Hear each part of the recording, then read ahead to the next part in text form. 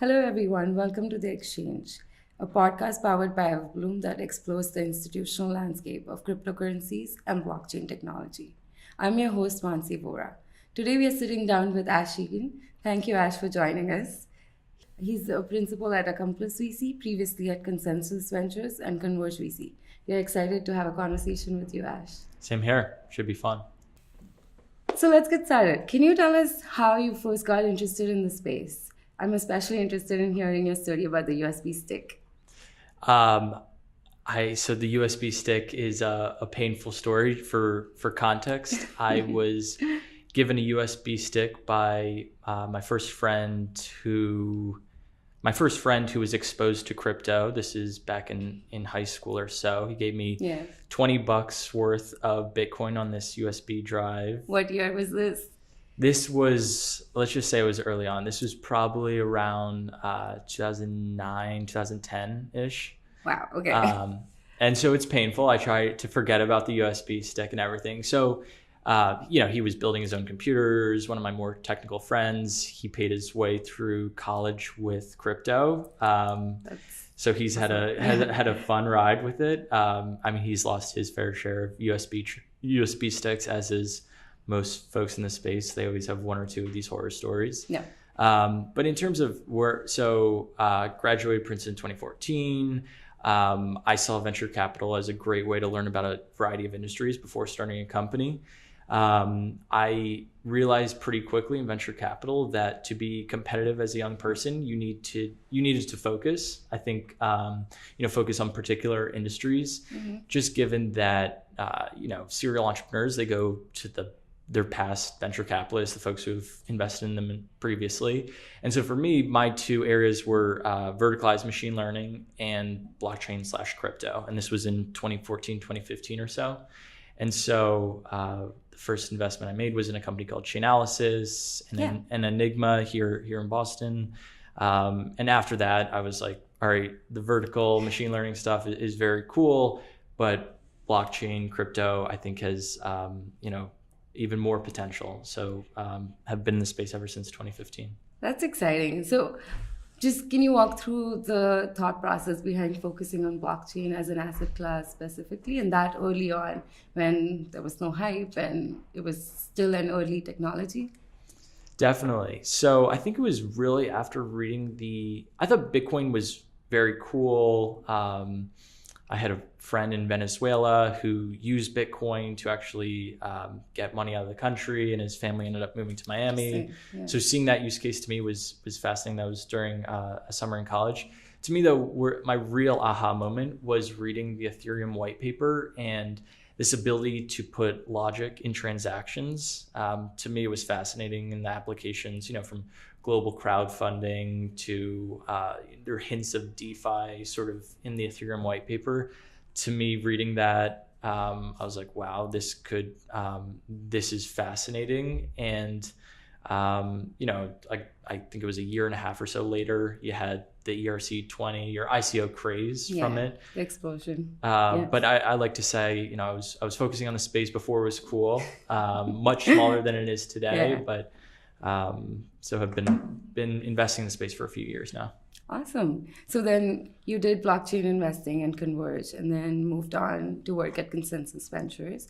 And now you're at Accomplice VC, and I'm sure you're familiar with other VC players in this space. What, according to you, is the dividing line between these different firms in terms of their investment thesis? Yeah, so I'd say there are so many different types of funds in the spaces in the space from your ecosystem funds. You see, I think ConsenSys was one of the first few focus entirely on Ethereum. You have your hedge funds, you have your venture funds, you have sort of just index type funds. We're in the early days there, I feel. And what got me excited, and so I'd known the Accomplice guys for a while. I think what I really liked about the folks over there is they are the antithesis to lazy VCs. They really roll up their sleeves and go shoulder to shoulder in taking a long-term perspective and helping entrepreneurs build companies. And that same mindset is applied to what we're doing on the blockchain and crypto side. So we don't take a short-term mindset here, where I think, there was a rise of many hedge funds and whatnot in 2017 with the ICO craze that had a very short-term mindset. Yeah. We think this is going to take time to build stress-tested infrastructure. Sure. It's going to take time, and we still are in infrastructure phase. We're beginning to see the first few applications with NFTs. I think Uniswap, Compound, many of these crypto native applications are just beginning to emerge, but we're still very much so in the early days. It's interesting that you mentioned ConsenSys Ventures, because that was a specific example of investing where the strategic focus is to build the strength of a particular ecosystem, and in that case, Ethereum. Versus in traditional VC, there's no one ecosystem that you're focusing on and more looking at returns. How would you say the approach to these two theses differ? Yeah, I think there are multiple ways this space could play out. Ultimately, I do not think there will be one protocol which rules them all. I think there will be a variety, whether it's, and who knows what that number is. You hear 2 to 4, you hear 4 to 8, you hear dozens or so. So ConsenSys was, in ConsenSys Ventures, we were entirely focused on Ethereum. At Accomplice, we are protocol agnostic. I think there's some protocols and blockchains which we're more excited about. And look, I think Ethereum, I'm still a huge fan of Ethereum. The community that Ethereum has built, just from even a grassroots perspective, has been incredible. Yeah. I think we see a variety of other protocols coming in with more of a top-down approach and trying to get corporates and enterprises, to build on their respective protocols, or taking more of an EOS approach where they're just, throwing capital at developers. I think ultimately it's all great for the space, but there are definitely a few protocols that we're more excited about. Awesome. So that brings us to Accomplice and the work that you're doing now at Accomplice. What would you say is your investment thesis? Yeah, so the way I break it down, I recently did a market map where I sort of broke down the crypto umbrella into crypto native. These are the various protocols, the crypto native applications, DeFi, folks that are building atop decentralized infrastructure. And then you have ancillary pieces to crypto native protocols. And so, that's Oracle, stablecoins, a variety of other pieces that fit into this, that are complementary to what's happening on chain. Tangential to crypto native, you have what I define as crypto enablement. And so these are centralized companies, they're building atop TCP/IP, HTTP, sort of existing centralized infrastructure. But they are enabling, exchanges are a great example of this. Coinbase exchanges have been the early winners, I think, in this, on this side of the market map.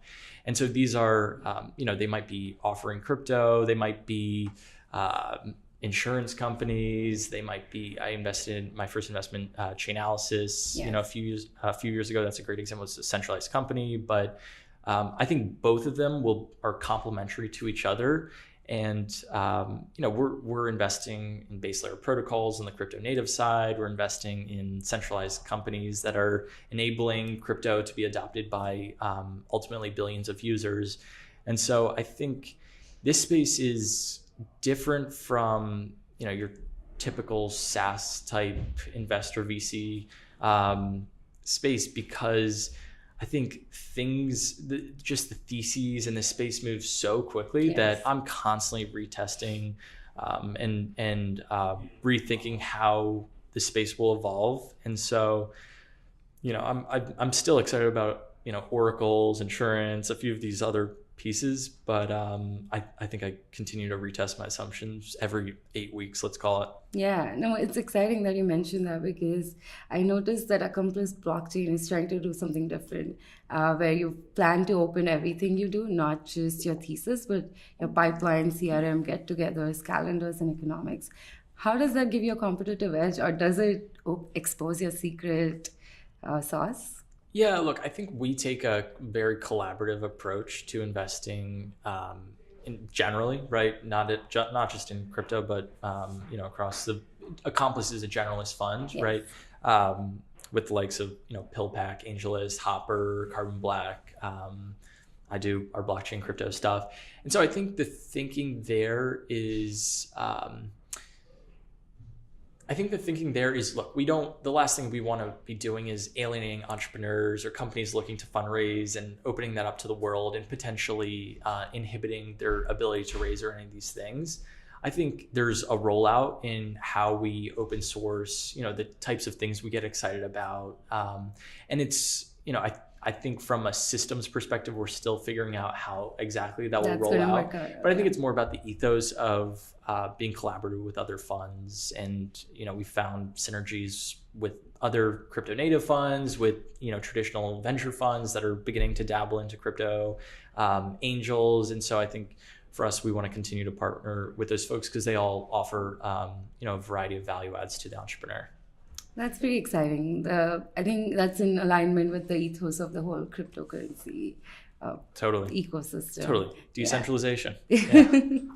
So, okay, let's talk about investing, right? So there are two ways to approach it. One is the hedge fund model, where you can invest in the digital assets directly versus investing in companies as a VC and buying equity in the company. What are your thoughts on these two models of investment, and do you see returns in one better than the other? Yeah, I think they just have the various approaches have just very different profiles, right? With hedge funds and quant funds, you're as a fund manager, you're being marked on a quarter-to-quarter basis, whereas with venture capital, and again, we treat blockchain crypto similar to the way we treat these other, these various industries, from consumers, cybersecurity. We take a long-term approach. We're not in the business of flipping coins or any of these things. I think there are other folks that are focused on those things. We like to partner with entrepreneurs from the early days, oftentimes at inception, and really go shoulder to shoulder in terms of helping with strategy, recruiting, all the various pieces that come into play. Regulatory, I end up spending a lot of my time thinking about how can we launch this protocol in a regulatory compliant way when everyone's operating in a gray area, right? Yeah.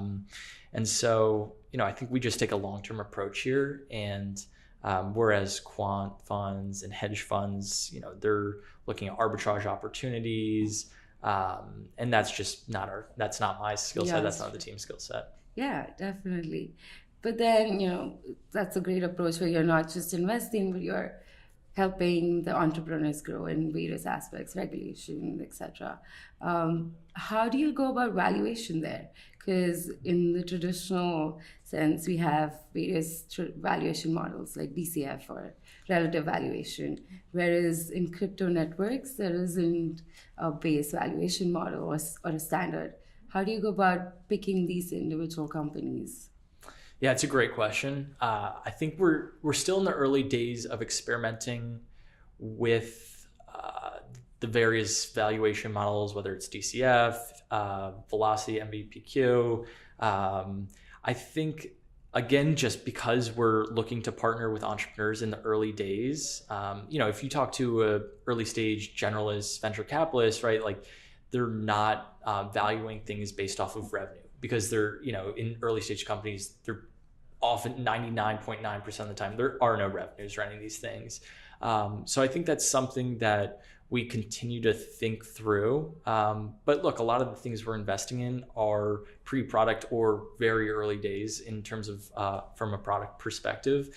And so I think as these models are stress tested more and more, you have some folks doing awesome work there. I think we'll continue to iterate in our thinking, but just given that we take a long-term approach,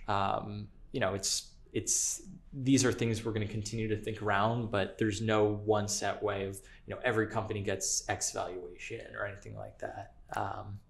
Yeah, I guess that'd be the best way to. Yeah, so isn't there like a conflict of interest where, on one hand you have to focus on your return of investment, on the other hand there isn't a revenue growth model for a lot of these companies since they are early stage. So you might be excited about a project, but how do you value it, or how do you take an investment decision since there is no return of investment formula there? Well, I think so. There's a variety of different models here, right? So on the crypto enablement side, these are traditional equity tiered capital type companies.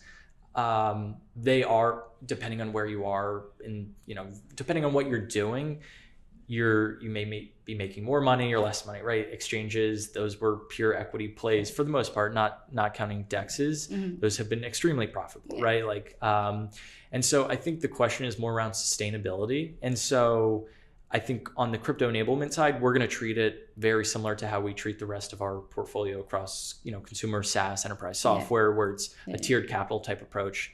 I'd say on the crypto native, on the protocol side, fundraising has definitely evolved over time. I think, and the valuations have been all over the place over these past few years. I think the important piece, though, is ensuring that these protocols are sustainable. And so there are a variety of ways to do that. I think Zcash's model, and Beam has adopted something similar around doing founders rewards, is quite an interesting approach. We may see, I think, more of the Red Hat to Linux type models where, Red Hat's building applications, working with enterprises, and they're making revenue off of that. We saw the massive acquisition, the $36 billion acquisition. So I think there's going to be a variety of ways to see revenue, but the question is really around sustainability. Mm-hmm. And even after these protocols launch and go public, we're even seeing, I think, a great example of the Maker Andreessen investment of, Maker was live and all these things. Andreessen sort of, bought up a certain amount, locked up over a time period. So even after launching and being public, there are other ways to bring capital into the business.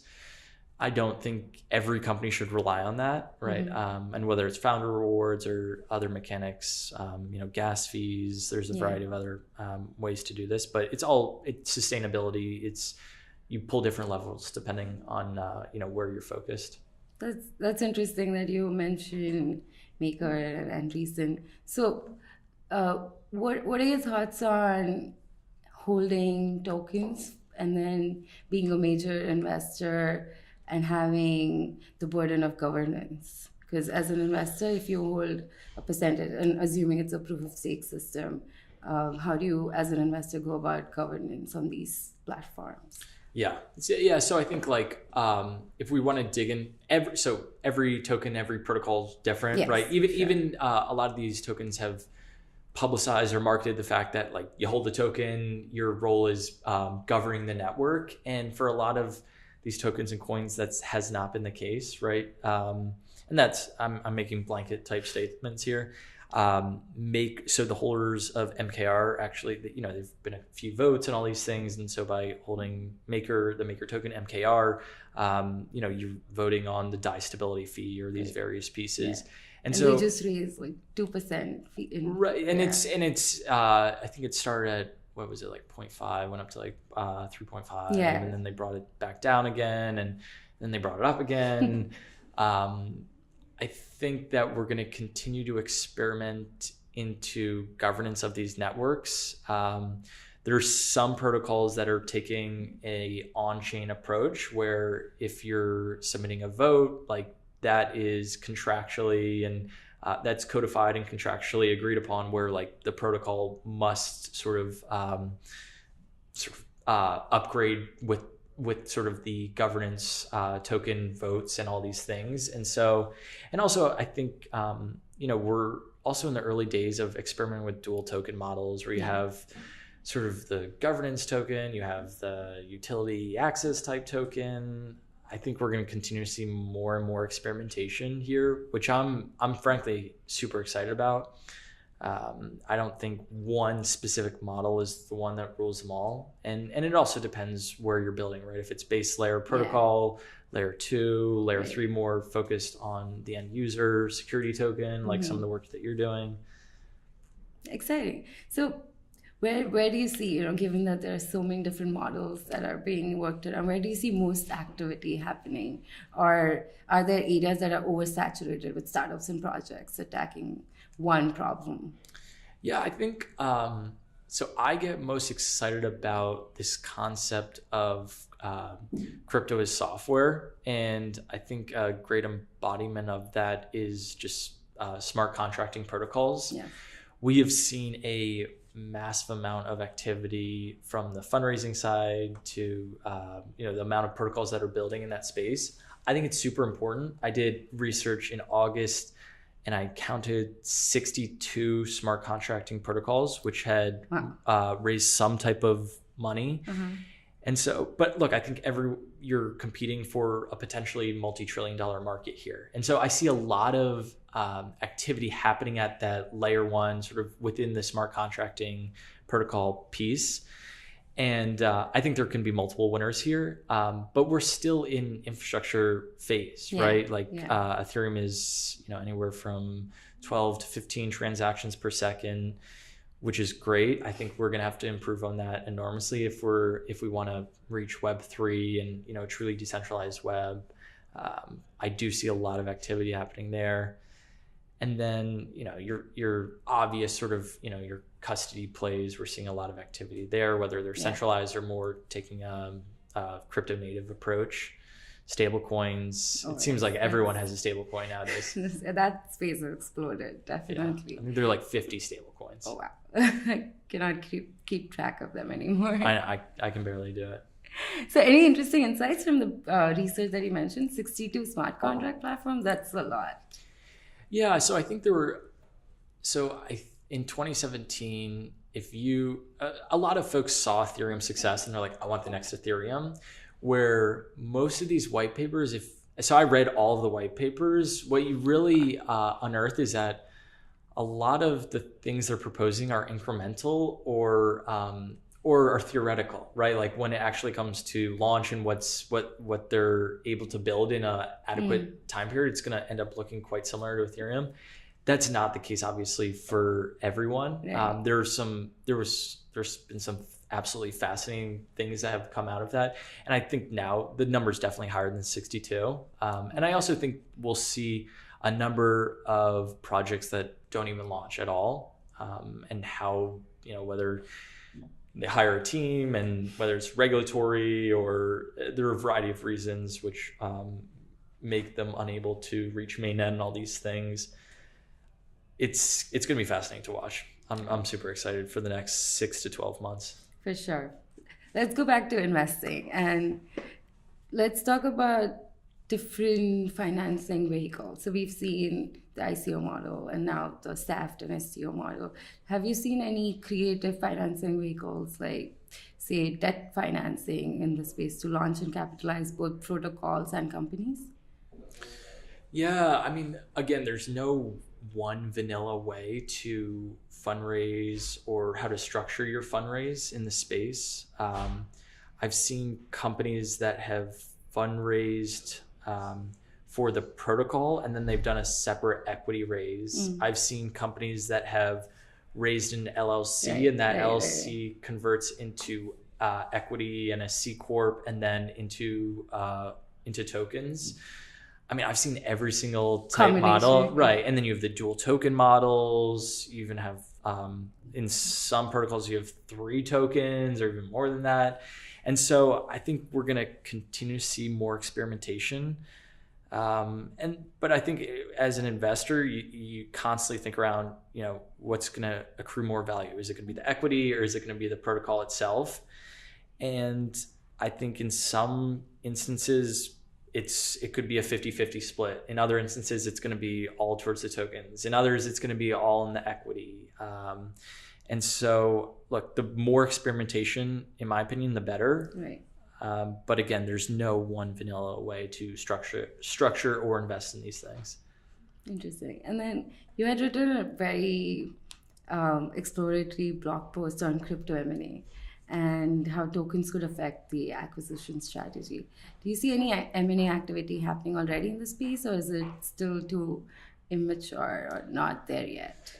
Yeah, so I think so in terms of M&A, I think we'll see a ton in the coming year on the crypto enablement side. These pure equity type businesses, which are building crypto related products. On the protocol side and companies which have issued a token, this was where my blog post really dug in, and I think I need to write a part 2 for this. Yeah. It gets tricky, right? So if I'm, X company and I want to acquire another company that has a token, Y company that has a token, what am I buying, right? Am I buying up, and that token may be in the hands of, thousands, tens of thousands of users or holders around the world. Globally distributed. Yeah. Right. So do you buy the equity, the IP, and then do you fork the network? Do you do buybacks for the tokens? Do you, keep the tokens in the hands of all these users, and you almost see this as a funnel to, address like a global sort of user base? I think there's so many different models here. I think the tricky part, though, just given the volatile nature of crypto of recent and, since inception, it's tricky from an accounting perspective. Like, if you're a public company, where do you put these assets on your balance sheet? Like, I think it's a lot of folks, M&A folks in large companies are beginning to think around these things. But even for the Coinbases of the world, they've been much more focused on that crypto enablement side. In time, for sure, they'll acquire companies. I think with tokens, the mechanics of how that happens, I can't predict the future. Yeah, for sure. But have we seen any examples in the space? I think there have been a few. There was one a few weeks ago. I will circle back on what it was exactly, but it hasn't been a large cap token. And it might even been, I believe, I don't want to, I need to go back to my notes to see what company it was, but we haven't seen much of it if it's happened at all. Yeah. Nothing, at least I've read either. So yeah. I know you're very passionate about democratizing access to global financial systems, and recently we've heard a lot about the concept of open finance and decentralized finance. Can you unpack these terms for our listeners and also talk a little bit about how that would impact the traditional existing financial infrastructure that we have in place? Yeah, that's a great question. So I think when I talk about crypto, I'm talking about crypto as money. I think Bitcoin has been, a big driver in that piece, and then crypto as software, which I mentioned earlier. I think you think about Ethereum and these other smart contracting protocols, which have been big drivers there. I think the beauty of blockchains and crypto in general is that these protocols are running on machines all over the world. As a user, as a developer, you can contribute wherever you are in the world. Even if this site, the URL gets shut down, it's running on these machines all over the world. So the only way to shut these things down is literally if you take a crowbar to every single machine that is running the blockchain or the protocol. But that's not practical. Yeah, that's the least practical approach. And so what I get excited about is, you have these autonomous systems essentially, and anyone can contribute. Your country or, the place where you're wherever you're living, you might have laws around participating in these networks or going on certain websites or any of these things. The beauty of crypto networks is anyone in the world can access these things in theory, right? And so to me, that's what I get super excited about. And whether it's, the unbanked or the underbanked or, even folks that are, making good money that want to participate in things that they may not have access to. I mean, we were talking before the podcast started about, sort of tokenizing real estate. Yes.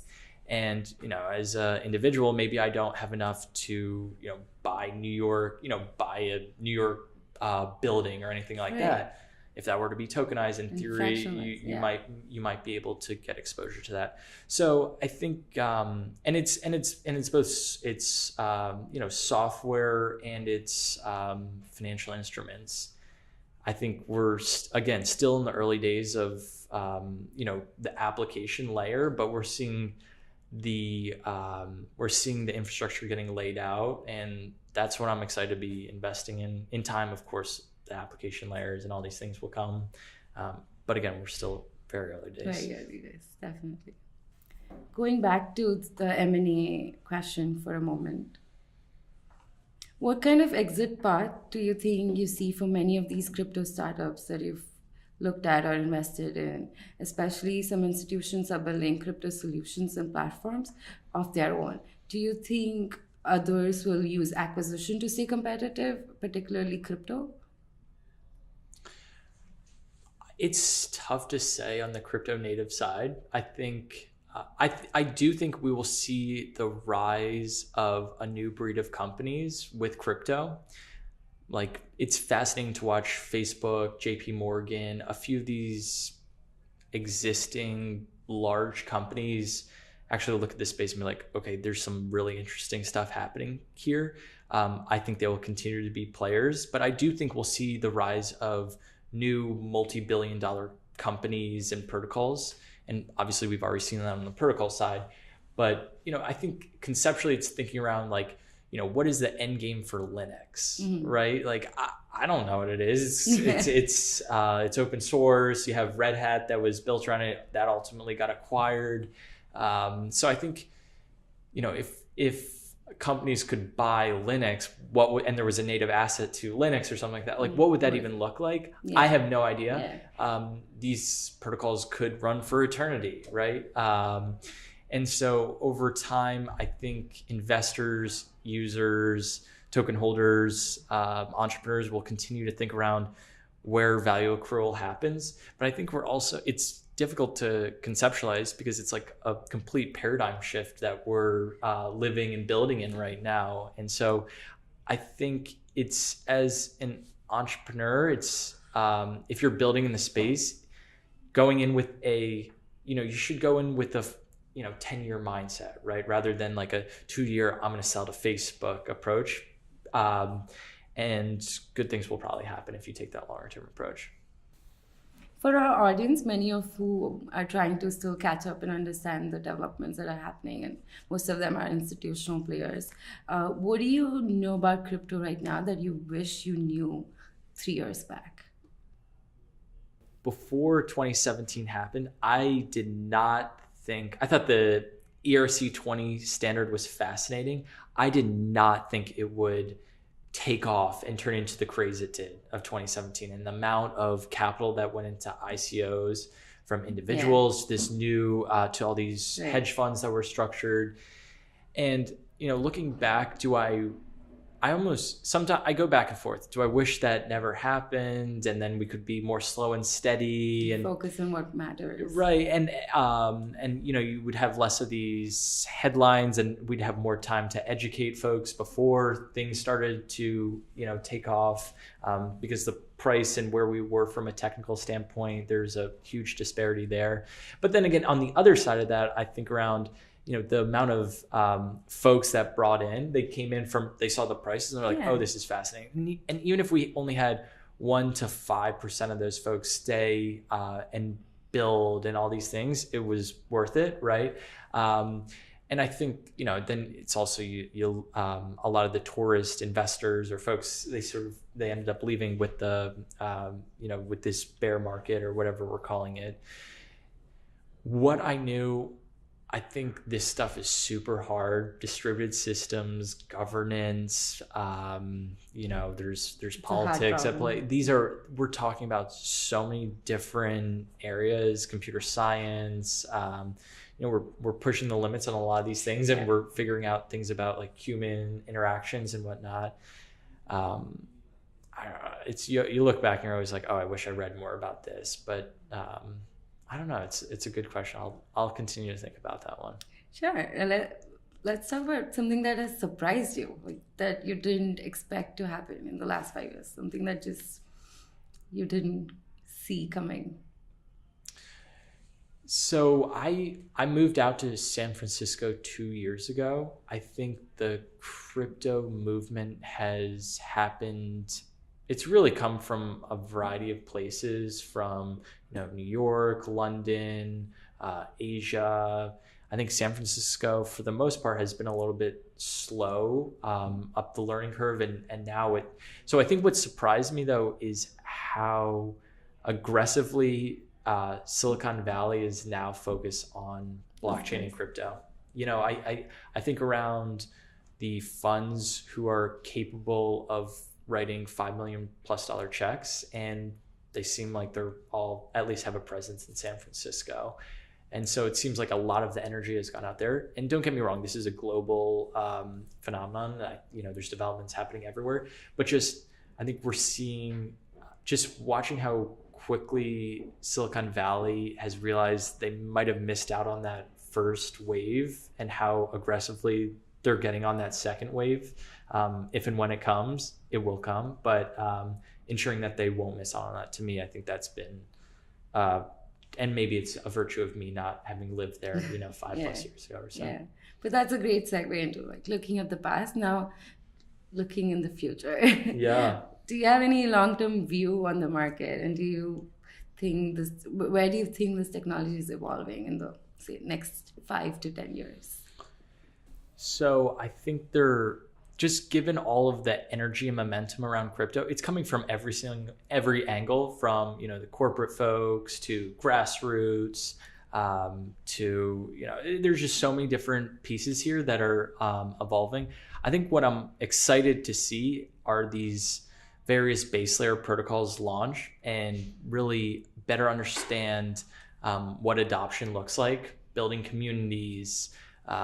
Getting the next wave of developers that are thinking about their next gig after Google, Facebook, Pinterest, Uber, wherever they may be. I think this is the space that a lot of developers and entrepreneurs and product managers will be looking at. So I'm excited for the space to grow as a whole. I think another thing that I'm fascinated by is, as a user, so I think around my dad or my cousins or whoever it may be in using apps or going online, all these things, do they want to deal with their private keys, their seed recovery, their wallets having a variety of different tokens, or do they want to continue to participate in the digital and financial systems in a seamless way? So are we going to see, I think a lot of crypto has come from be your own bank, and taking gas. ownership. Yeah, right. And it's, are those things going to be abstracted? Will they be optional? Will we see Gen Z, as we grow up we're internet native? Will we see Gen Z as crypto native? And they're like, yeah, private keys, paying gas. Like, of course we're going to do that stuff. Like, how else do you do it? Right. So I'm fascinated to see if that's a characteristic of the space as it is today, if it's optional in the future, or how it really unfolds.